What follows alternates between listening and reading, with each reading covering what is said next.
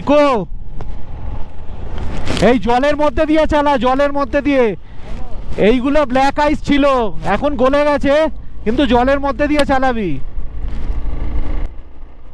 Welcome back to my channel. আমি জয়ের একটা নতুন মিনি ব্লগ নিয়ে চলে এলাম। তো তোমরা যারা আগের ভিডিওগুলো দেখোনি অবশ্যই দেখে নিও, তাহলে এই সিরিজ সঙ্গে কানেক্ট থাকতে পারবে। আর আমার বাঁ দিকে দেখো এই পিয়ার ফ্ল্যাগগুলো উড়ছে, এর মধ্যে যেন একটা আলাদাই অনুভূতি হয়। এই পাহাড়ের এই পিয়ার ফ্ল্যাগগুলোর যেন আলাদাই একটা শক্তি পাওয়া। সামডং ব্রিজ এটা।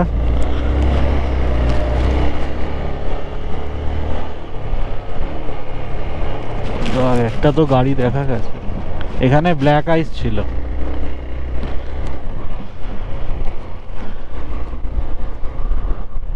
এই যে এইগুলো ব্ল্যাক আইস। পিকো, এই জলের মধ্যে দিয়ে চালা, জলের মধ্যে দিয়ে। এইগুলো ব্ল্যাক আইস ছিল, এখন গলে গেছে, কিন্তু জলের মধ্যে দিয়ে চালাবি।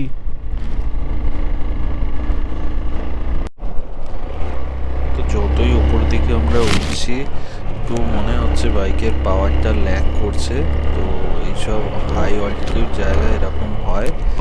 তো এটা থাঙ্গু চেকপোস্ট, এটা 10:30 অবধি খোলা থাকে। এটা থাঙ্গু ব্রিজ।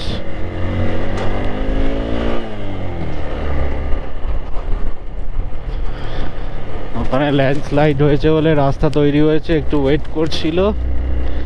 যে পারমিশনটা দেখলো সে বললেন।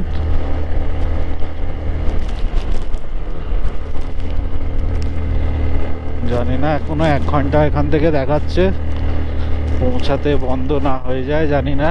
এর আগে কি কন্ডিশন আছে হিরে।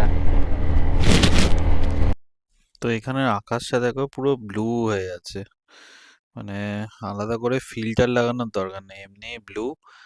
আর আমার বাঁ দিকে কিছুটা দেখলে বুঝতে পারবে যে স্নো ক্যাপ মাউন্টেন দেখা যাচ্ছে, খুবই অসাধারণ লাগছিল।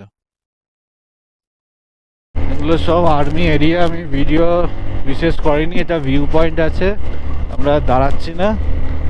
দেখো কত সুন্দর লাগছে।